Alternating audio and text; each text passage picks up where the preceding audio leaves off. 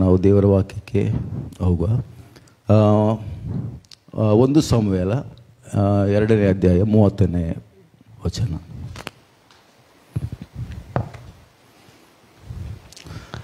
ನನ್ನನ್ನು ಸನ್ಮಾನಿಸುವವರನ್ನು ಸನ್ಮಾನಿಸುವೆನು, ನನ್ನನ್ನು ತಿರಸ್ಕರಿಸುವವರು ತಿರಸ್ಕಾರ ಹೊಂದುವರು. ಓಕೆ, ದೇವರ ವಾಕ್ಯಗಳು ನಮಗೆ ಉತ್ತೇಜನ ಕೊಡುವಂಥದ್ದಾಗಿದೆ. ಆತನ ವಾಗ್ದಾನಗಳು ನಮಗೆ ಧೈರ್ಯ ಕೊಡ್ತದೆ, ಬಲಪಡಿಸ್ತದೆ. ಆದರೆ ಅನೇಕ ಬಾರಿ ನಾವೇನಾಗ್ತೇವೆ ಅಂತ ಹೇಳಿದರೆ ಖಾಲಿ ಅರ್ಧ ವಾಕ್ಯಗಳನ್ನು ಮಾತ್ರ ನಾವು ಓದ್ತೇವೆ, ಉಳಿದ ಅರ್ಧವನ್ನು ನಾವು ಬಿಟ್ಟುಬಿಡ್ತೇವೆ. ಈಗ ನನ್ನನ್ನು ಸನ್ಮಾನಿಸುವವರು ನಾನು ಸನ್ಮಾನಿಸ್ತೇನೆ, ಇದು ಸಾಮಾನ್ಯವಾಗಿ ಎಲ್ಲರಿಗೂ ಗೊತ್ತಿರ್ತದೆ. ಅದರ ಮುಂದಿನ ವಾಕ್ಯ ಏನಂತ ಕೇಳಿದರೆ ಬಹುಶಃ ಕೆಲವರಿಗೆ ಕಷ್ಟ ಆಗ್ಬೋದು ಹೇಳಲಿಕ್ಕೆ. ಯಾಕಂದರೆ ದೇವರ ವಾಕ್ಯದ್ದು ಅದು ಇಬ್ಬಾಯಿ ಕತ್ತಿಯಾಗಿದೆ, ಎರಡೂ ಕಡೆಯಿಂದಲೂ ಇದು ಮಾತಾಡ್ತದೆ.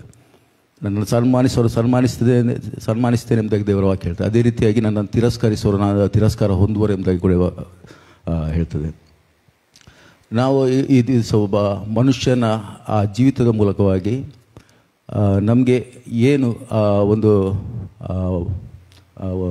ಎಂತ ಹೇಳ್ತಾರೆ ಕರೆಕ್ಷನ್, ನಮ್ಮ ಲೈಫಲ್ಲಿ ಏನಾದರೂ ತಿದ್ದುಪಡಿ ಇರೋದಾದರೆ ನಾವು ಹೇಗೆ ಅದನ್ನು ಕರೆಕ್ಷನ್ ಮಾಡಿಕೊಳ್ಬೋದು ಎಂಬುದಾಗಿ ಒಬ್ಬ ವ್ಯಕ್ತಿಯ ಜೀವಿತದ ಮೂಲಕ ತಿಳಿದುಕೊಳ್ಳೋಣ. ಅದು ದಾನಿಯೇಲನ ಪ್ರವಾದನೆ ಗ್ರಂಥದಲ್ಲಿ 5ನೇ ಅಧ್ಯಾಯ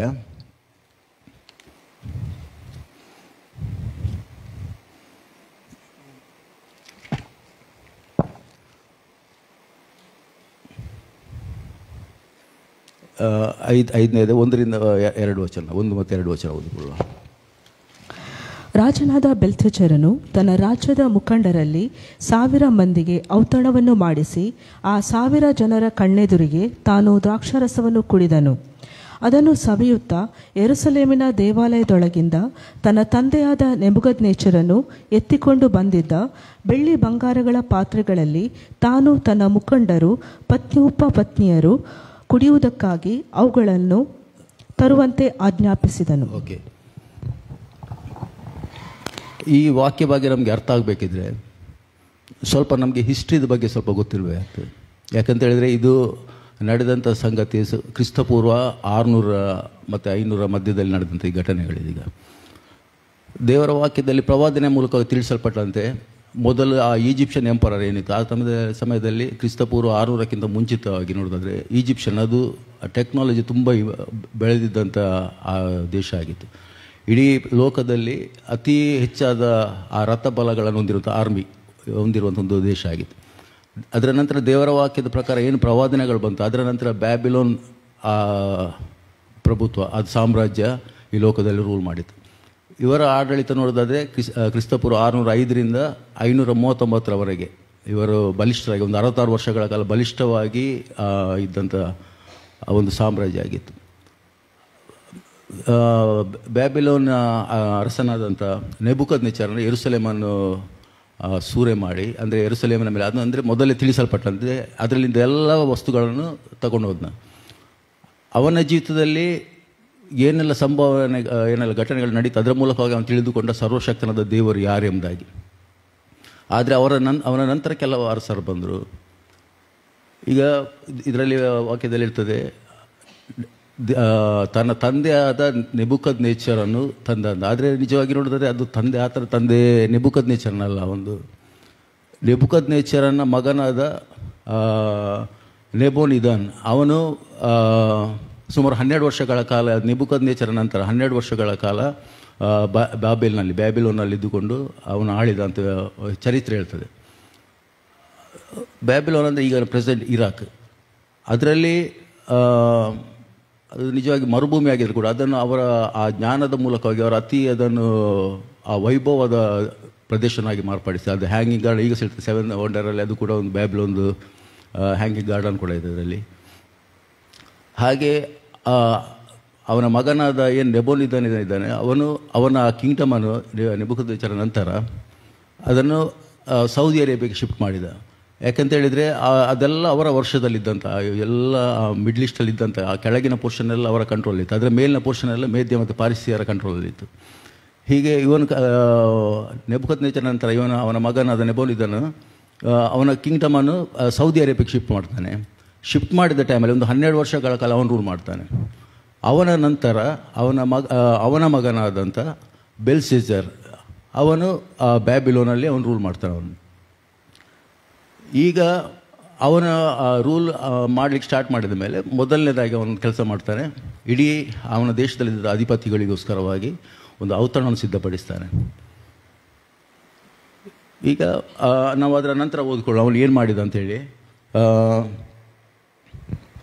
2ರಿಂದ 5ನೇ ವಚನದವರೆಗೆ ಓದ್ಕೊಳ್ಳೋ. ಅದೇ ಇದರಲ್ಲಿ ಅದನ್ನು ಸವಿಯುತ್ತಾ ಯೆರೂಸಲೇಮಿನ ದೇವಾಲಯದೊಳಗಿಂದ ತನ್ನ ತಂದೆಯಾದ ನೆಬೂಕದ್ನೆಚ್ಚರನು ಎತ್ತಿಕೊಂಡು ಬಂದಿದ್ದ ಬೆಳ್ಳಿ ಬಂಗಾರಗಳ ಪಾತ್ರೆಗಳಲ್ಲಿ ತಾನೂ ತನ್ನ ಮುಖಂಡರು ಪತ್ನಿಯರು ಕುಡಿಯುವುದಕ್ಕಾಗಿ ಅವುಗಳನ್ನು ತರುವಂತೆ ಆಜ್ಞಾಪಿಸಿದನು. ಯೆರೂಸಲೇಮಿನ ದೇವಾಲಯದ ನಡುಗುಡಿಯಿಂದ ಸೂರೆಯಾದ ಬಂಗಾರದ ಪಾತ್ರೆಗಳನ್ನು ತರಲು ರಾಜನು ಅವನ ಮುಖಂಡರು ಪತ್ನಿಯರು ಅವುಗಳಲ್ಲಿ ಕುಡಿದರು. ದ್ರಾಕ್ಷಾರಸವನ್ನು ಕುಡಿದು ಬಂಗಾರ, ಬೆಳ್ಳಿ, ತಾಮ್ರ, ಕಬ್ಬಿಣ, ಮರ, ಕಲ್ಲುಗಳ ದೇವರುಗಳನ್ನು ಸ್ತುತಿಸಿದರು. ಆಗಲೇ ಒಬ್ಬನ ಕೈಯ ಬೆರಳುಗಳು ಬಂದು ದೀಪಸ್ತಂಭದ ಎದುರಿಗೆ ಅರಮನೆಯ ಸುಣ್ಣದ ಗೋಡೆಯ ಮೇಲೆ ಬರಹ ಬರೆದವು. ಬರೆಯುತ್ತಿದ್ದ ಹಸ್ತವನ್ನು ರಾಜನು ಸಾಕು. ಇಲ್ಲಿ ಮತ್ತೆ ಹೇಳ್ತದೆ ತಂದೆಯಾದ ನೆಬೂಕದ್ನೆಚ್ಚರ್ ನಿಮ್ದಾಗಿ. ಈಗ ನಾವು ಹಿಸ್ಟ್ರಿಯಲ್ಲಿ ನೋಡೋದಾದರೆ ಎಲ್ಲ ಅರಸರನ್ನು ತಂದೆ ಎಂಬುದಾಗಿ ಕರೀತಿದ್ರಲ್ಲ. ಅರಸರನ್ನಾಗಲಿ ಎಲ್ಲ ಹಿರಿಯ ಅಧಿಕಾರಿಗಳನ್ನು ದೊಡ್ಡ ದೊಡ್ಡ ಏನು ಪೋಸ್ಟಲ್ಲಿದ್ದಾರೆ ಅವ್ರನ್ನೆಲ್ಲ ತಂದೆ, ಅದು ನಾವು ಈಗ ಕೂಡ ನೋಡಿದೆ. ಪ್ರೆಸೆಂಟಾಗಿ ಬೇರೆ ಬೇರೆ ರಾಜ್ಯದಲ್ಲಿ ಬೇರೆ ಸ್ಥಳಗಳಿಗೆ ಹೋದರೆ ಜಮೀನ್ದಾರನಾಗಲಿ ಇದನ್ನೆಲ್ಲ ತಂದೆ ಎಂಬುದಾಗಿ ಕರೀತಾರೆ. ಅದಕ್ಕೆ ಯೇಸು ಹೇಳ್ತಾನೆ, ಈ ಲೋಕದಲ್ಲಿ ಯಾರನ್ನು ತಂದೆ ಎಂಬುದಾಗಿ ಕರಿಬೇಡಿ. ಅದರ ಅರ್ಥ ಅಂತ ಹೇಳಿದರೆ ದೇವರಿಗೆ ಸಲ್ಲತಕ್ಕ ಗೌರವವನ್ನು ಯಾವುದೇ ಮನುಷ್ಯರಿಗೆ ಕೊಡಬೇಡ್ರಿ ಎಂಬುದಾಗಿ, ಈ ಉದ್ದೇಶದಿಂದ ತಂದೆ ಎಂಬುದಾಗಿ ಕರಿಬೇಡ್ರಿ ಎಂಬುದಾಗಿ ಹೇಳ್ತದೆ. ಇಲ್ಲಿ ನಾವು ನೋಡ್ತೇವೆ,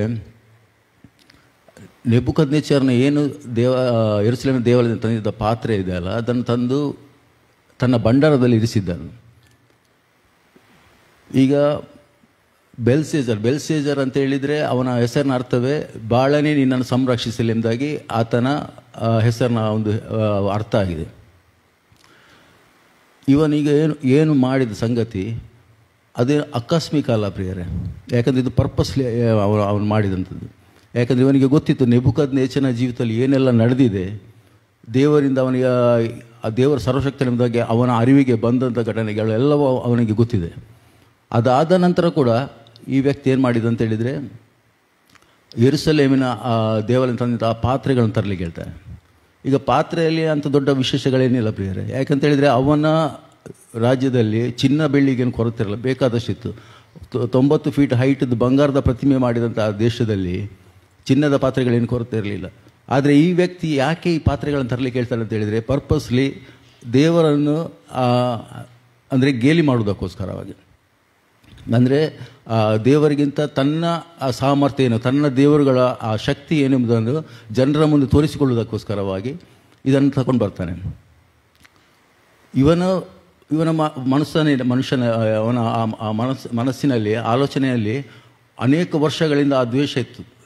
ಅದನ್ನು ಹೊರಗೆ ಹಾಕ್ಲಿಕ್ಕೆ ಆಗ್ತಿಲ್ಲ. ಯಾಕೆಂತೇಳಿದರೆ ನೆಬೂಕದ್ನೆಚ್ಚರನ ಜೀವನದ ಇರೋ ತನಕ ಆಜ್ಞೆ ಇತ್ತು, ಯಾವನಾದರೂ ಇಸ್ರಾಯೇಲ್ಯರ ದೇವರಿಗೆ ಅಲ್ಲದೇನಾದರೂ ನುಡಿದರೆ ಅವನನ್ನು ಚೂರನ್ನಾಗಿ ಕತ್ತರಿಸಿ ಅವನ ಮನೆಯನ್ನು ತಿಪ್ಪೆಯನ್ನಾಗಿ ಮಾಡಬೇಕು. ಇದು ನೆಬೂಕದ್ನೆಚ್ಚರನ ಆಜ್ಞೆ ಇದಾಗಿತ್ತು.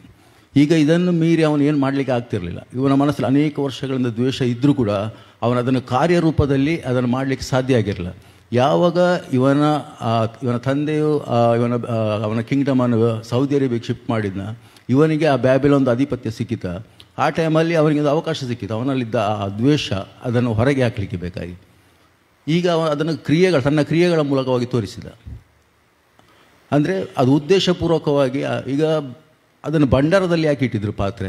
ನೆಬೂಕದ್ನೆಚ್ಚರನಿಗೆ ಗೊತ್ತಿತ್ತು ಇಸ್ರೇಲಿಯರು ಮತ್ತೆ ತಮ್ಮ ಆ ಸ್ವದೇಶಕ್ಕೆ ಹೋಗ್ತಾರೆ ಅಂತ ಅವನಿಗೆ ಗೊತ್ತಿತ್ತು. ಅದಕ್ಕೋಸ್ಕರವಾಗಿ ಅದನ್ನು ಜೋಪಾನವಾಗಿ ಇಟ್ಟಿದ್ದ. ಆದರೆ ಇವನಿಗೆ ಎಲ್ಲ ವಿಷಯಗಳು ಗೊತ್ತಿದ್ದರೂ ಕೂಡ ಉದ್ದೇಶಪೂರ್ವಕವಾಗಿ ಆ ದೇವರನ್ನು ಗೇಲಿ ಮಾಡುವುದಕ್ಕೋಸ್ಕರವಾಗಿ ಆ ಪಾತ್ರೆಯನ್ನು ತರಲಿಕ್ಕೆ ಹೇಳಿದ. ಈಗ ನೆಬೂಕದ್ನೆಚ್ಚರನಿಗೆ ಬಿದ್ದಂಥ ಆ ಚಿನ್ನದ ಆ ದೊಡ್ಡ ಪ್ರತಿಮೆಯ ವಿಷಯದಲ್ಲಿ ಕೂಡ ಅವನು ನೋಡ್ತಾನೆ, ಅದರ ತಲೆ ಚಿನ್ನದ್ದು, ಎದೆ ಬೆಳ್ಳಿದ್ದು, ಸೊಂಟ ತಾಮ್ರದ್ದು, ಆಮೇಲೆ ಕಾಲು ಕಬ್ಬಿಣದ್ದು. ಹಾಗೆ ಆ ಪ್ರತಿಮೆ ಇದು ನೋಡ್ತಾನಲ್ಲ, ಇಲ್ಲಿ ಕೂಡ ಸೇಮ್ ಅದೇ ರೀತಿಯಾಗಿ ಅವನು ಇದರ ವಾಕ್ಯದಲ್ಲಿ ಬರೆಯಪಟ್ಟಿದೆ, ಮೊದಲು ಚಿನ್ನ, ಬೆಳ್ಳಿ, ತಾಮ್ರ, ಕಬ್ಬಿಣ, ಮರ, ಮಣ್ಣು ಇವುಗಳಿಂದ ಕೂಡಿದ ದೇವರುಗಳನ್ನು ಅವನು ಆರಾಧಿಸಿದನೆಂಬುದಾಗಿ. ಈಗ ಅವನದ ಉದ್ದೇಶ ಸ್ಪಷ್ಟವಾಗಿತ್ತು. ಯಾವಾಗ ಅವನ ಹೃದಯದಲ್ಲಿ ದ್ವೇಷ ಇತ್ತ, ಅಲ್ಲಿ ಅವನ ಮೇಲೆ ನ್ಯಾಯ ತೀರ್ಪು ಬರಲಿಲ್ಲ ಪ್ರಿಯರೇ. ಅವನ ಮೇಲೆ ನ್ಯಾಯ ತೀರ್ಪು ಯಾವಾಗ ಬಂತು ಹೇಳಿದರೆ, ಅವನಲ್ಲಿದ್ದ ಆ ದ್ವೇಷಗಳು ಅವನ ಕ್ರಿಯೆಗಳ ಮೂಲಕವಾಗಿ ಯಾವಾಗ ವ್ಯಕ್ತ ಆಯ್ತಲ್ಲ, ಆಮೇಲೆ ಅವನ ಮೇಲೆ ನ್ಯಾಯ ತೀರ್ಪು ಬಂತು. ಈಗ ಈ ವಾಕ್ಯನಲ್ಲಿ ಸ್ಟಾಪ್ ಮಾಡಿ ನಾವು ನಮ್ಮ ವಿಶ್ವಾಸಿಗಳ ಜೀವನಕ್ಕೆ ನೋಡುವ. ಈಗ ನಮ್ಮಲ್ಲಿ ಪ್ರತಿಯೊಬ್ಬರಿಗೆ ಸಹ ನಮಗೆ ಪ್ರಾಬ್ಲಮ್ ಇಲ್ಲ ಅಂತ ಹೇಳುವವರು ಯಾರು ಸೇರಲಿಕ್ಕಿಲ್ಲ. ಪ್ರತಿಯೊಬ್ಬನಿಗೆ ಏನಾದರೂ ಒಂದು ಸಮಸ್ಯೆಗಳಿರ್ತದೆ. ಅದು ಕೆಲವರಿಗೆ ಸಮಸ್ಯೆಗಳು ಕಾಣ್ತದೆ, ಕೆಲವ್ರದ್ದು ಸಮಸ್ಯೆಗಳು ಕಾಣೋದಿಲ್ಲ. ಪ್ರತಿಯೊಬ್ಬರಿಗೆ ಪ್ರಾಬ್ಲಮ್ಸ್ ಇರ್ತದೆ. ಅನೇಕ ಬಾರಿ ನಾವೇನಂತ ಎಂದುಕೊಳ್ತೇವೆ ಅಂತ ಹೇಳಿದರೆ, ದೇವರಿಗೆಲ್ಲ ಗೊತ್ತಿದೆ ಅಲ್ಲ, ನಾನೆಂತನ್ನು ಕೇಳಿಕೊಳ್ಳೋದು ಅಂದರೆ ಈ ರೀತಿಯ ನಮ್ಮ ಮನಸ್ಸಲ್ಲಿ ಭಾವನೆ ಇರ್ತದೆ. ಅದನ್ನು ನಾವು ವ್ಯಕ್ತಪಡಿಸಲಿಕ್ಕೆ ಹೋಗೋದಿಲ್ಲ. ದೇವರ ವಾಕ್ಯದಲ್ಲಿ ಅನೇಕ ಬಾರಿ ನಮ್ಮನ್ನು ಎಚ್ಚರಿಸ್ತದೆ, ನೀನು ಬೇಡಿಕೊಳ್ಳಿರಿ ನಿಮಗೆ ಕೊಡ್ತೇನೆ ಎಂಬುದಾಗಿ. ಆದರೆ ನಾವೆಂತ ನೆನೆಸ್ತೇವೆ ಅಂತ ಹೇಳಿದರೆ, ಎಂತ ಬೇಡಿಕೊಳ್ಳೋದು ಗೊತ್ತಿದ್ದಲ್ಲ ದೇವರಿಗೆ. ನಾವು ಅನೇಕ ಬಾರಿ ಇಂಥ ತಪ್ಪುಗಳನ್ನು ಮಾಡ್ತೇವೆ. ದೇವರ ವಾಕ್ಯದಲ್ಲಿ ಅನೇಕ ಬಾರಿ ಅಂತ ಹೇಳ್ತೇವೆ ಅಂತ ಹೇಳಿದರೆ, ಅರ್ಧ ಕೆಲಸ ನಮ್ಮದಿದೆ, ನೀವು ಹುಡುಕಿರಿ ನಿಮಗೆ ಸಿಗ್ತದೆ, ತಟ್ಟಿರಿ ಅಂದರೆ ಅರ್ಧ ನಾವು ಮಾಡಬೇಕಾಗ್ತದೆ. ಅಂದರೆ ನಮ್ಮಲ್ಲಿರುವಂಥ ಏನು ಭಾವನೆಗಳಿದೆಯಲ್ಲ ಅದು ವ್ಯಕ್ತ ಆಗಬೇಕು, ಕ್ರಿಯೆಗಳ ಮೂಲಕ ವ್ಯಕ್ತ ಆಗಬೇಕು. ಹೀಗೆ ನಾವು ಅನೇಕ ಬಾರಿ ಇಂಥದ್ದೇ ಥಾಟಲ್ಲಿ ಇರೋದ್ರಿಂದಾಗಿ ಅನೇಕ ಬಾರಿ ದೇವರಿಂದ ನಾವು ಆ ಬೇಡಿಕೊಳ್ಳೋದನ್ನೇ ಬಿಟ್ಟುಬಿಡ್ತೇವೆ. ನಮ್ಮಲ್ಲಿರೋ ಹೃದಯದಲ್ಲಿರೋ ಪ್ರೀತಿಯಾಗಿರ್ಬೋದು, ಅದನ್ನು ನಾವು ವ್ಯಕ್ತಪಡಿಸೋದೇ ಅಲ್ಲ. ನನ್ನ ಮನಸ್ಸಿನಲ್ಲೇ ಪ್ರಾರ್ಥನೆ ಮಾಡ್ತೇನೆ, ನನ್ನ ಮನಸ್ಸಿನಲ್ಲೇ ಸ್ತುತಿಸ್ತೇನೆ, ಆರಾಧಿಸ್ತೇನೆ. ಇದು ನಿಜವಾಗಿ ಪ್ರಿಯರಾದ ಅರ್ಥ ಇಲ್ಲ ಅದು. ಅಂದರೆ ಒಂದು ಸಮಯದಲ್ಲಿ ನಾನು ಕೂಡ ಇಂಥ ಒಂದು ಇದರಲ್ಲಿದ್ದೆ. ಅಂದರೆ ದೇವರಿಗೆ ಗೊತ್ತಿದ್ದಲ್ಲ ಪುನಃ ಕೇಳಿಕೊಳ್ಳೋದು ಅಂತ ಉಂಟು ಅದರಲ್ಲಿ ಎಂಬುದಾಗಿ. ಆದರೆ ದೇವರ ವಾಕ್ಯ ಸ್ಪಷ್ಟವಾಗಿ ಹೇಳ್ತದೆ, ನೀನು ಬೇಡಿಕೊ ಎಂಬುದಾಗಿ. ನಾವು ಅದನ್ನು ಆ ಕ್ರಿಯೆಗಳ ಮೂಲಕವಾಗಿ ವ್ಯಕ್ತಪಡಿಸಬೇಕಾಗ್ತದೆ. ಅನೇಕ ವರ್ಷಗಳ ಹಿಂದೆ ನಮ್ಮ ಪಟ್ಟಣಕ್ಕೆ ಒಬ್ಬರು ಸೇವಕರು ಬಂದಿದ್ದರು. ಅವರು ಆ ಕ್ರಿಯೆಗಳಿಲ್ಲದಂಥ ಆ ಒಬ್ಬ ವಿಶ್ವಾಸಿಯ ಆ ಲೈಫ್ ಬಗ್ಗೆ ಅವರೊಂದು ಸಣ್ಣದೊಂದು ಎಕ್ಸಾಂಪಲ್ ಕೊಟ್ಟರು ಅವರು. ಈಗ ನಮಗೆ ಗೊತ್ತಿದೆ ಇಲ್ಲಿಂದ ಉಡುಪಿ ಎಷ್ಟು ದೂರ ಇದೆ ಎಂಬುದಾಗಿ, ಪ್ರತಿಯೊಬ್ಬರಿಗೆ ಗೊತ್ತಿದೆ. ಅದರಲ್ಲಿ ಬಸ್ ಎಷ್ಟು ಇದೆ, ಅದರ ಜರ್ನಿ ಎಷ್ಟು ಟೈಮ್ ಇದೆ, ಎಲ್ಲ ವಿಷಯಗಳು ಕೂಡ ನಮಗೆ ಗೊತ್ತಿದೆ. ಆದರೆ ಈಗ ನನ್ನ ಎಕ್ಸಾಂಪಲ್ ತಗೊಳ್ಳೋದಾದರೆ, ನನಗೆ ಗೊತ್ತಿದೆ ಎಲ್ಲ ಅದು ಬಸ್ ಸ್ಟಾಪ್ ಎಲ್ಲಿದೆ, ನನಗೆ ಹತ್ತಿರದ ಸ್ಟಾಪ್ ಯಾವುದು ಎಲ್ಲ ಗೊತ್ತಿಲ್ಲ. ನನಗೆ ಬಸ್ ಸ್ಟಾಪಿಗೆ ಹೋದೆ. ಈಗ ಬಸ್ದು ಅಲ್ಲಿ ಬಂತು, ಎಕ್ಸ್ಪ್ರೆಸ್ ಬಂತು, ಕಂಡಕ್ಟರ್ ಕರೆದ ಉಡುಪಿ. ನಾನು ನೋಡಿದ, ನನಗೆ ಗೊತ್ತಿದೆ ಉಡುಪಿಗೆ ಹೋಗ್ತದೆ, ಅದಕ್ಕೆ 80 ರೂಪಾಯಿ ಇದೆ, ಇನ್ನೊಂದು 1 ಗಂಟೆ 20 ನಿಮಿಷ ರೀಚ್ ಆಗ್ತದೆ, ನನಗೆ ಗೊತ್ತಿದೆ. ಆದರೆ ನಾನು ಬಸ್ ಹತ್ತೋದಿಲ್ಲ, ನಾನು ಅಲ್ಲೇ ಕೂತ್ಕೊಂಡಿರ್ತೇನೆ. ಬೇರೆಯವರು ಬಂದರು, ಹತ್ತಿದ್ರು, ಹೋದರು. ಇದೇ ರೀತಿಯಾಗಿ ಪ್ರತಿ 3 ನಿಮಿಷಕ್ಕೊಂದು ಬಸ್ ಬರ್ತಾ ಹೋಗ್ತದೆ. ಆದರೆ ನನಗೆಲ್ಲ ಗೊತ್ತಿದೆ ಅಂತೇಳಿ ನಾನು ಅಲ್ಲೇ ಬಸ್ ಸ್ಟಾಪಲ್ಲಿ ಕೂತ್ಕೊಂಡಿರ್ತೇನೆ. ಆದರೆ ಸಂಜೆ ಆದರೂ ಕೂಡ ನಾನಂತೂ ಉಡುಪಿಗೆ ತಲುಪಲಿಕ್ಕೆ ಸಾಧ್ಯ ಇಲ್ಲ. ಯಾಕಂದರೆ ನನಗೆಲ್ಲ ಗೊತ್ತಿದ್ರೂ ಕೂಡ ನಾನು ಉಡುಪಿಗೆ ಹೋಗ್ಲಿಕ್ಕೆ ಆಗೋದಿಲ್ಲ. ಯಾಕಂತ ಹೇಳಿದರೆ ನಾನು ನನ್ನ ಆ ಏನು ಇದಿದೆಯಲ್ಲ ಅದನ್ನು ನಾನು ಕ್ರಿಯೆಗಳ ಮೂಲಕ ತೋರಿಸಿಲ್ಲ. ನಾನು ಬಸ್ ಸ್ಟಾಪಲ್ಲೇ ಕೂತ್ಕೊಂಡಿದ್ದೇನೆ. ಎಷ್ಟೋ ಜನರು ಬಂದರು, ಬೇರೆ ರಾಜ್ಯದವರು ಬಂದರು, ಭಾಷೆ ಗೊತ್ತಿಲ್ಲದವ್ರು ಬಂದರು, ಏನು ಗೊತ್ತಿಲ್ಲದವ್ರು ಬಂದರೂ ಕೂಡ ಅವರು ಹತ್ತಿಕೊಂಡು, ಅವ್ರು ಯಾವುದೋ ಗೊತ್ತಿಲ್ಲದಿದ್ದರೂ ಹತ್ತಿಕೊಂಡು ಹೋದರು. ಇದೇ ರೀತಿಯಾಗಿ ಒಬ್ಬ ವಿಶ್ವಾಸ ಏನಾಗ್ತದೆ ಅಂತ ಹೇಳಿದರೆ, ನನಗೆಲ್ಲ ವಾಕ್ಯ ಗೊತ್ತಿದ್ದರೂ ಕೂಡ, ದೇವರ ವಾಗ್ದಾನಗಳು ಗೊತ್ತಿದ್ದರೂ ಕೂಡ ನಾವು ಅದನ್ನು ಉಪಯೋಗಿಸದೇ ಇರುವುದಾದರೆ ನಾವು ಇದೇ ರೀತಿಯಾಗಿರ್ತದೆ. ಯಾಕಂತ ಹೇಳಿದರೆ ನಮ್ಮ ಜೀವಿತದಲ್ಲಿ ಎಷ್ಟೇ ಮುಂದಕ್ಕೆ ಹೋದರೂ ಕೂಡ ನಾವು ಆ ವಾಗ್ದಾನಗಳನ್ನು ಹೊಂದದೇ ಹೋಗ್ತೇವೆ. ಏನು ತಿಳಿಯದವರು ಬರ್ತಾರೆ, ಅನ್ಯಜೀವಿಗಳು ಬರ್ತಾರೆ, ದೇವರ ವಾಕ್ಯ ತಿಳಿತಾರೆ, ಮುಂದೆ ಹೋಗ್ತಾರೆ. ನಾವು ಮಾತ್ರ ಇದ್ದ ಸ್ಥಳದಲ್ಲೇ ಇರ್ತೇವೆ. ದೇವರ ವಾಕ್ಯ ಇದಕ್ಕೆ ಹೇಳ್ತದೆ, ಕ್ರಿಯೆಗಳಿಲ್ಲದ ನಂಬಿಕೆಯು ಅದು ಸತ್ತದ್ದು ಎಂಬುದಾಗಿ. ನಾವು ಫಿಲಿಪ್ಪಿ 4:4ರಿಂದ 17 ವಚನ ಓದಿಕೊಳ್ಳೋಣ.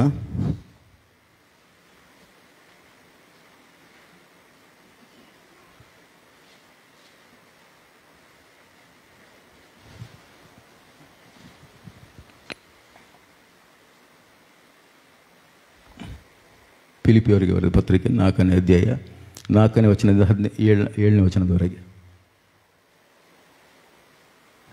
ಯಾವಾಗಲೂ ಕರ್ತನಲ್ಲಿ ಸಂತೋಷಿಸಿರಿ, ಸಂತೋಷ ಪಡಿರಿ ಎಂದು ತಿರುಗಿ ಹೇಳುತ್ತೇನೆ.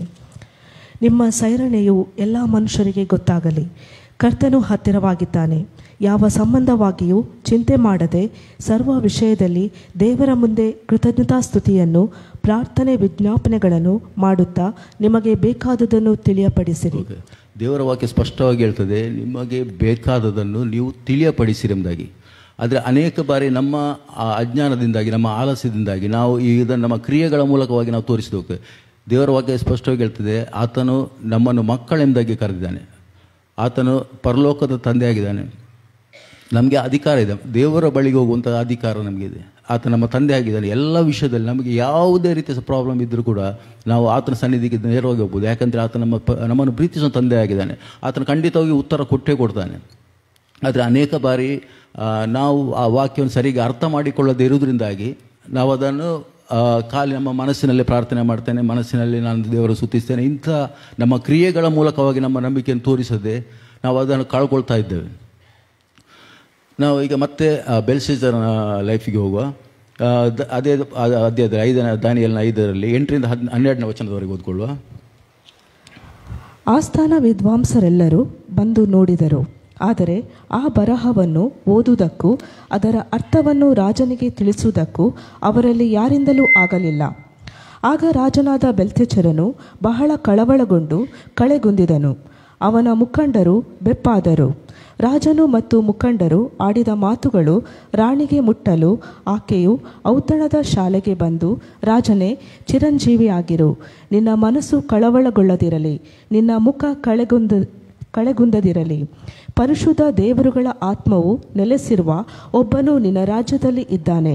ದೇವರುಗಳ ಜ್ಞಾನಕ್ಕೆ ಸಮಾನವಾದ ಜ್ಞಾನವು, ವಿವೇಕವು, ಬುದ್ಧಿ, ಪ್ರಕಾಶವು ನಿನ್ನ ತಂದೆಯ ಕಾಲದಲ್ಲಿ ಅವನೊಳಗೆ ಕಂಡುಬಂದವು. ನಿನ್ನ ತಂದೆಯಾದ ನೆಬೂಕದ್ನೆಚ್ಚರ ರಾಜನು ಅವನನ್ನು ಜೋಯಿಸರು, ಮಂತ್ರವಾದಿಗಳು, ಪಂಡಿತರು, ಶಾಕುನಿಕರು ಇವರಿಗೆ ಅಧ್ಯಕ್ಷನನ್ನಾಗಿ ನೇಮಿಸಿದನು.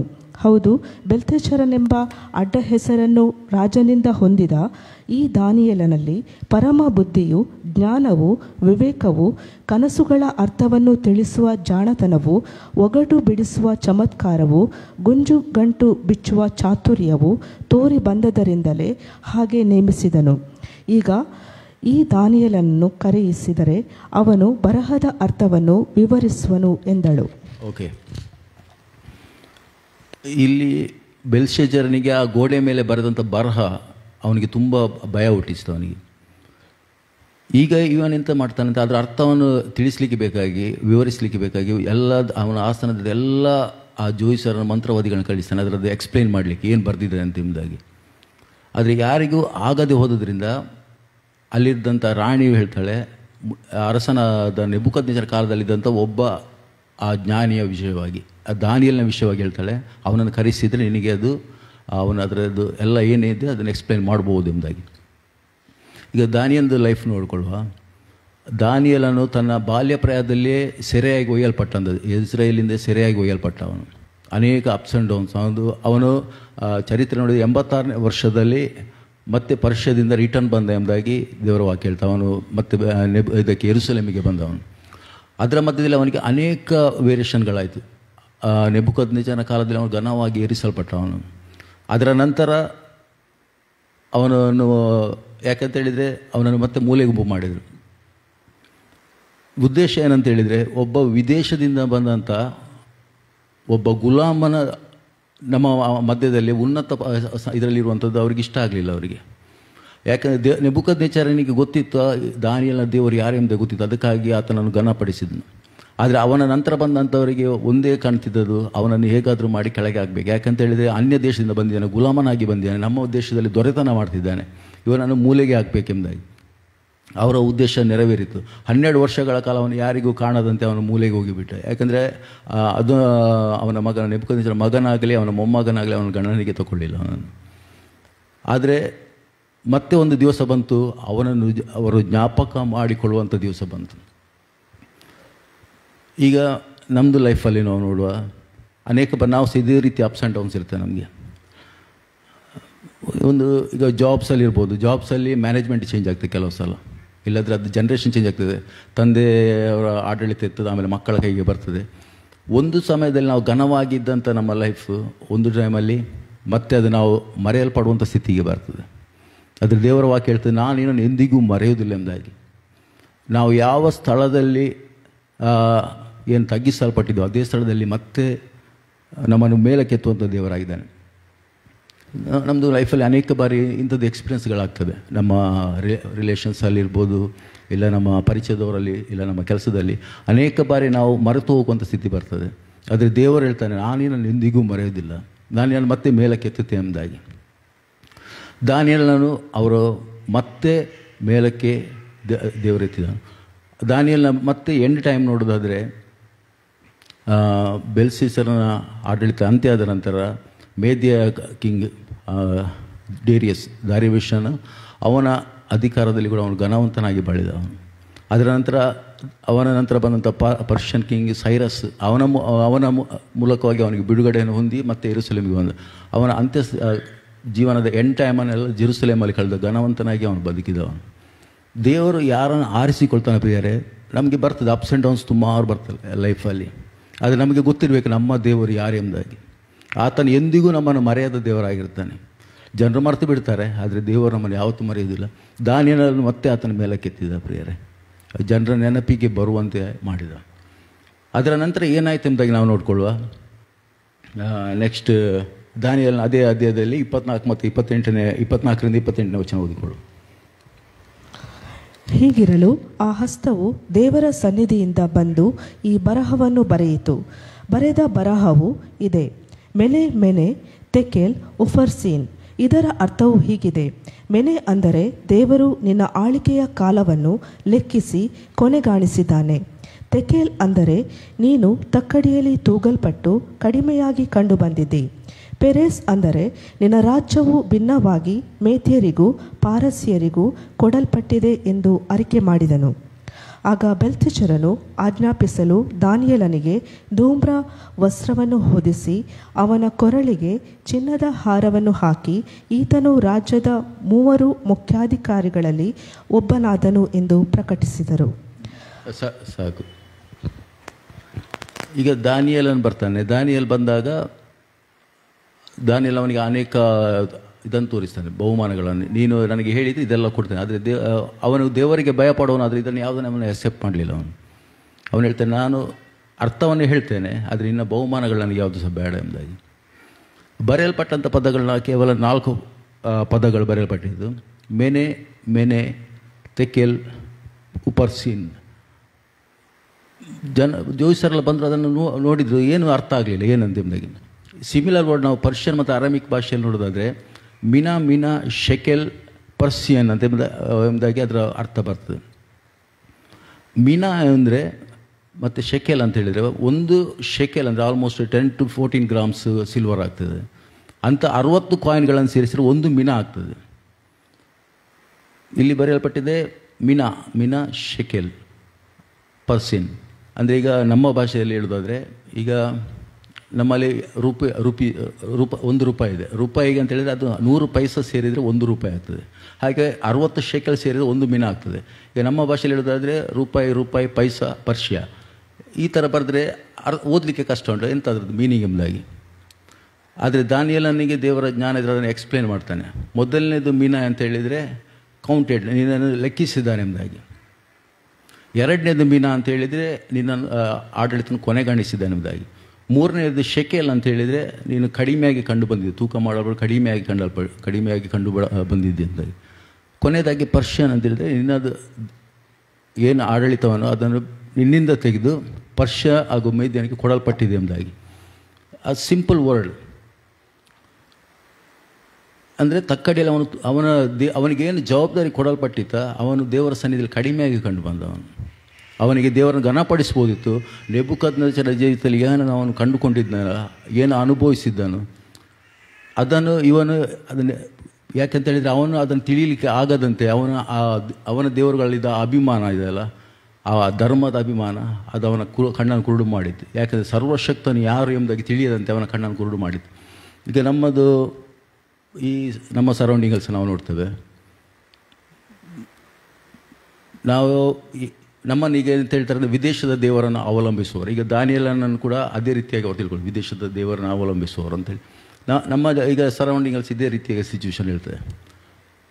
ಬೆಲ್ಶಚ್ಚರನಿಗೆ ಅನುಭವಕ್ಕೆ ಬಂತು ಸರ್ವಶಕ್ತನೆಂಬುದಾಗಿ, ಆದರೂ ಅದನ್ನು ಯಾಕಂದರೆ ಅವನಲ್ಲಿರುವಂಥ ಏನು ಅವನ ಧರ್ಮದ ಬಗ್ಗೆ ಇದ್ದ, ಅವನ ದೇವರುಗಳ ಬಗ್ಗೆ ಇದ್ದಂಥ ಅಭಿಮಾನ ಅದು ಅವನನ್ನು ಕುರುಡನನ್ನಾಗಿ ಮಾಡಿತ್ತು. ಈಗ ಆ ಮಿಡ್ಲ್ ಈಸ್ಟನ್ನು ನೋಡೋದಾದರೆ ಆ ಟೈಮ್ಗಳಲ್ಲೆಲ್ಲ ವಿಗ್ರಹಾರಾಧನೆ ದೇಶಗಳಾಗಿತ್ತದೆಲ್ಲ. ಎಲ್ಲ ಬೇಲ್ ದೇವತೆಯನ್ನು ಹೆಚ್ಚಾಗಿ ಬೇಲ್ ದೇವತೆಯನ್ನು ಮತ್ತು ಸೂರ್ಯಚಂದ್ರನನ್ನು ಅದು ಆರಾಧಿಸ್ತಿದ್ದಂಥ ಅದು ದೇಶಗಳಾಗಿತ್ತು. ಈಗ ಇರಾಕ್, ಬ್ಯಾಬಿಲೋನ್ ಅಂತ ಹೇಳಿದರೆ ಇರಾಕ್, ಮತ್ತು ಪರ್ಷಿಯನ್ ಅಂತೇಳಿದರೆ ಇರಾನ್, ಅದು ಈಗಿರುವಂಥ ಪ್ರೆಸೆಂಟ್ ಇರುವಂಥ ಇರಾನ್ದು. ಇದೆಲ್ಲ ಮಿಡ್ಲ್ ಈಸ್ಟ್ ಏನಿತ್ತು ಎಲ್ಲ ವಿಗ್ರಹಗಳನ್ನು ಆರಾಧಿಸೋದು, ಸೃಷ್ಟಿಯನ್ನು ಆರಾಧಿಸ್ತಿದ್ದಂಥ ದೇಶಗಳಾಗಿತ್ತು. ಹಾಗೆ ಈಗ ನಮ್ಮಲ್ಲಿ ಸಹ ನಾವು ಈಗ ನೋಡೋದಾದರೆ ಜನರಿಗೆ ಗೊತ್ತಿರ್ತದೆ. ಈಗ ನಾವೀಗ ಏನಾದರೂ ಫಾರಿನ್ ದೇವರನ್ನು ನಾವು ವರ್ಷಿಪ್ ಮಾಡ್ತಂತ ಜನರು ಹೇಳ್ತಾರಲ್ಲ, ಅವರಿಗೆ ತಿಳಿದುಕೊಳ್ಬೇಕೆಂಬ ಇದು ಇರೋದಿಲ್ಲ. ಯಾಕೆಂತ ಹೇಳಿದರೆ ಅವರ ಆ ಅಭಿಮಾನಗಳು, ಅವರ ಧರ್ಮದ ಮೇಲಿರುವಂಥ ಅಭಿಮಾನಗಳು ಅವರನ್ನು ಕುರುಡನಾಗಿ ಮಾಡುತ್ತೆ. ಸತ್ಯವನ್ನು ತಿಳಿಯದ ಹಾಗೆ ಅವರನ್ನು ಮಂಕುಗೊಳಿಸಿದೆ. ಇದೇ ರೀತಿಯಾಗಿ ಬೆಲ್ಶಚ್ಚರನ ಜೀವಿತದಲ್ಲಿ ಆಯಿತು. ದಾನಿಯೆಲ್ಲ ನೆಬೂಕದ್ನೆಚ್ಚರ್ ಏನೆಲ್ಲಾಗಿದೆ ಎಲ್ಲ ಗೊತ್ತಿದ್ರೂ ಕೂಡ ಅವನು ಮರೆತು ಬಿಟ್ಟದನು. ಅದಕ್ಕಾಗಿ ದೇವರ ವಾಕ್ಯ ಹೇಳ್ತದೆ, ನೀನು ತಕ್ಕಡಿಯಲ್ಲಿ ತೂಗಲ್ಪಟ್ಟು ಕಡಿಮೆಯಾಗಿ ಕಂಡು ಬಂದಿದೆ ಎಂಬುದಾಗಿ. ಈಗ ನಮ್ಮ ಲೈಫ್ ನೋಡೋದಾದರೆ ನಮಗೆ ಈ ಲೋಕದ ಜೀವಿತದಲ್ಲಿ ಅನೇಕ ಹೋರಾಟಗಳು ಬರ್ತದೆ, ಸಮಸ್ಯೆಗಳು ಬರ್ತದೆ. ನಮಗೆ ಇರುವಂಥ ಸ್ಥಳದಲ್ಲಿ ನಮ್ಮ ಸಾಕ್ಷಿಗಳನ್ನು ಕೆಡಿಸುವಂಥ ಸಂಗತಿಗಳು ಕೂಡ ನಡೀತದೆ.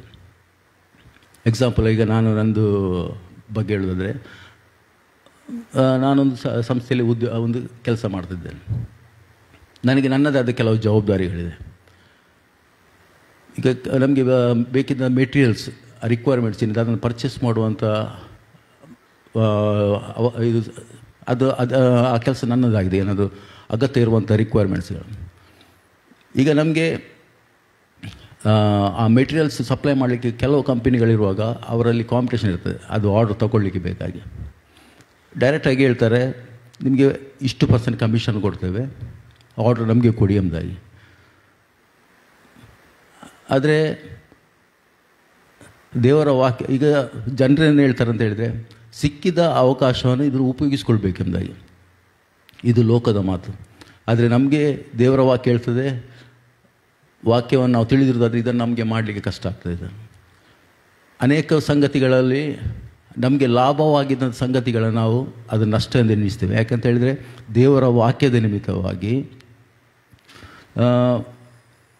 ನನಗೀಗ ಮಾಡ್ಬೋದು, ಅದರಲ್ಲಿ ನನಗೆ ಲಾಭ ಮಾಡೋದು ಅನೇಕ ಅವಕಾಶಗಳಿರ್ತದೆ.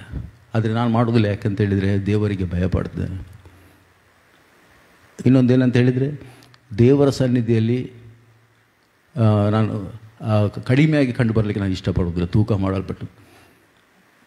ಈಗ ಇಲ್ಲಿ ಇರುವವರಲ್ಲಿ ಅನೇಕ ಜನರು ಇದ್ದೀರಿ ಪ್ರಿಯರೇ, ನಿಮ್ಮ ಕೆಲಸದಲ್ಲಿ ಪ್ರಾಮಾಣಿಕರಾಗಿರ್ಬೋದು, ನೀವು ನಂಬಿಗಸ್ಥರಾಗಿರ್ಬೋದು. ನಿಮಗೆ ಲಾಭವಾಗಿದ್ದ ಸಂಗತಿಗಳನ್ನ ಕ್ರಿಸ್ತನ ನಿಮಿತ್ತವಾಗಿ ಅದನ್ನು ನಷ್ಟ ಎಂದು ಎಣಿಸಿರ್ಬೋದು, ಕಸ ಅಂತ ಎಣಿಸಿರ್ಬೋದು. ಆದರೆ ದೇವರ ವಾಕ್ಯ ಹೇಳ್ತದೆ, ನೀವು ನನ್ನನ್ನು ಸನ್ಮಾನಿಸುವುದಾದರೆ ನಾನು ನಿಮ್ಮನ್ನು ಸನ್ಮಾನಿಸ್ತೇನೆ. ಇದು ದೇವರ ವಾಗ್ದಾನ ಪ್ರಿಯರೇ. ಅನೇಕ ಬಾರಿ ಎಷ್ಟೋ ಇದು ವಿಷಯಗಳಲ್ಲಿ ನಮಗೆ ತಪ್ಪುವಂತೆ ಅನೇಕ ಶೋಧನೆಗಳು ಬರ್ತದೆ. ಆದರೆ ದೇವರ ಸಹಾಯದಿಂದ ನಾವು ಜಯಿಸೋರಾಗಿದ್ದೇವೆ. ಇಷ್ಟರವರೆಗೂ ನನ್ನ ಕೈಗಳನ್ನು ಶುದ್ಧವಾಗಿ ಕಾಪಾಡಿಕೊಳ್ಳುವಂತೆ ದೇವರು ನಮಗೆ ಸಹಾಯ ಮಾಡಿದ್ದಾರೆ. ಮುಂದೆ ಕೂಡ ನಮ್ಮನ್ನು ನಡೆಸ್ತಾನೆ ದೇವ. ಪ್ರಿಯರೇ, ನಿಮ್ಮೆಲ್ಲರಿಗೂ ಇದೊಂದು ವಾಗ್ದಾನ ಪ್ರಿಯರೇ. ಯಾವ್ಯಾವ ಸಂಗತಿಗಳು ನೀವು ಕ್ರಿಸ್ತನ ಸೇವೆ ನಿಮಿತ್ತವಾಗಿರ್ಬೋದು, ಇಲ್ಲದಿದ್ದರೆ ಕ್ರಿಸ್ತನ ವಾಕ್ಯದ ನಿಮಿತ್ತವಾಗಿರ್ಬೋದು, ನಿಮಗೆ ಲಾಭವಾಗಿದ್ದಂಥ ಸಂಗತಿಗಳನ್ನು ನೀವು ಅದನ್ನು ಬಿಟ್ಟಿರೋದಾದರೆ ಕ್ರಿಸ್ತನ ನಿಮ್ಮನ್ನು ಖಂಡಿತವಾಗಿ ಮೇಲಕ್ಕೆತ್ತುವಂಥ ದಿವಸ ಬರ್ತದೆ ಪ್ರಿಯರೇ. ಆತನ ವಾಗ್ದಾನ ಮಾಡಿದಂಥ ದೇವರು ನಂಬಿಗಸ್ತಾನು, ನಿಮ್ಮನ್ನು ಖಂಡಿತವಾಗಿ ಮೇಲೆತ್ತಾನೆ ಪ್ರಿಯರೇ. ನಾವು ಮುಂದಕ್ಕೆ ಹೋಗುವ. ಅದರದ್ದು ಕೊನೆಯ 2 ಪ್ಯಾರದ ಕೊನೆಯ ವಾಕ್ಯವನ್ನು ಓದಿಕೊಳ್ಳುವ ಪ್ರಿಯರೇ. ಮೇದ್ಯನಾದ ದರ್ಯಾವೇಶನು ರಾಜ್ಯವನ್ನು ತೆಗೆದುಕೊಂಡನು. ಅವನ ವಯಸ್ಸು ಹೆಚ್ಚು ಕಡಿಮೆ 62. ದೇವರು ತಿಳಿಸಿದಂತೆ ಅದೇ ರಾತ್ರಿಯಲ್ಲಿ ಬೆಲ್ಶಚ್ಚರನು ಕೊಲ್ಲಲ್ಪಟ್ಟನು ಪ್ರಿಯರೇ. ನಮಗೆ ಆ ಬ್ಯಾಬಿಲೋನ್ ಆ ಕೋಟೆಯ ಬಗ್ಗೆ ನಮಗೆ ಜ್ಞಾನ ಇರೋದಾದರೆ ಅದು ಅತಿ ಬಲಿಷ್ಠವಾದ ಕೋಟೆ. ಆ ಕೋಟೆಯ ಮೇಲೆ 4 ರಥಗಳನ್ನು ಒಟ್ಟಿಗೆ ಓಡಿಸುವುದು, ಅಷ್ಟು ವಿಶಾಲ ಅಗಲವಾದ ಕೋಟೆ ಆಗಿತ್ತು. ಅಂಥ ಕೋಟೆಗೆ ಇದ್ದರೂ ಕೂಡ ದೇವರ ದಾನಿಯೇಲನ ಮುಖ ತಿಳಿಸಿದಂತೆ ಅದೇ ರಾತ್ರಿಯಲ್ಲಿ ಬೆಲ್ಶಚ್ಚರನು ಸತ್ತು ಹೋದನು. ಪರ್ಷಿಯನ್ ಆರ್ಮಿ ಬಂತು, ಯೂಫ್ರಟಿಸ್ನ ಅದನ್ನು ಹಿಸ್ಟ್ರಿಯಲ್ಲಿ ಹೇಳೋದಾದರೆ ಯೂಫ್ರಟಿಸ್ ನದಿಯನ್ನು ದಾಟಿಕೊಂಡು ಮೇಯ್ನಿ ಗೇಟಿಂದಲೇ ಅವ್ರ ಒಳಗೆ ಬಂದರು ಎಂಬುದಾಗಿ, ಮುಖ್ಯ ದ್ವಾರದಿಂದಲೇ ಅವ್ರ ಒಳಗೆ ಬಂದರು. ಇಡೀ ಬ್ಯಾಬಿಲೋನನ್ನು ಅವರು ವಶಪಡಿಸಿಕೊಂಡರು. ಅದರ ನಂತರ ಇಡೀ ಸಾಮ್ರಾಜ್ಯ ಈಗ ಪರ್ಷಿಯನ್ ಆಯಿತು. ದೇವರ ವಾಕ್ಯ ಹೇಳ್ತದೆ ಪ್ರಿಯರೇ, ಯೆಹೋವನು ಪಟ್ಟಣವನ್ನು ಕಾಯದಿದ್ದರೆ ಕಾವಲುಗಾರನ್ನು ಕಾಯೋದು ವ್ಯರ್ಥ ಎಂಬುದಾಗಿ. ಈಗ ಇಷ್ಟು ಬಲಿಷ್ಠವಾದ ಕೋಟೆಯನ್ನು ಕಟ್ಟಿಕೊಂಡಿದ್ರು ಕೂಡ ಅವರು ಕೋಟೆಯನ್ನು ಯಾವುದೇ ಮುಟ್ಟದೆ ನೇರ ಬಾಗಿಲಿಂದ ಒಳಗೆ ಬಂದಿದ್ದಾರೆ ಪ್ರಿಯರೇ. ನಮಗೆ ಯಾವಾಗಲೂ ದೇವರ ರಕ್ಷಣೆ ನಮಗೆ ಬೇಕು ಕರ್ತನೆ.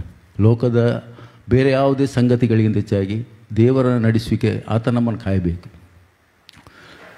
ಈಗ ಲೋಕದಲ್ಲಿ ನಾವು ನೋಡ್ತೇವೆ ಪ್ರಿಯರೇ, ಅನೇಕ ಸಂಗತಿಗಳು ದೇವರಿಗೆ ವಿರುದ್ಧವಾಗಿ ದೂಷಿಸುವಂಥ ಸಂಗತಿಗಳು ಅನೇಕ ಬಾರಿ ನಾವು ನೋಡ್ತೇವೆ.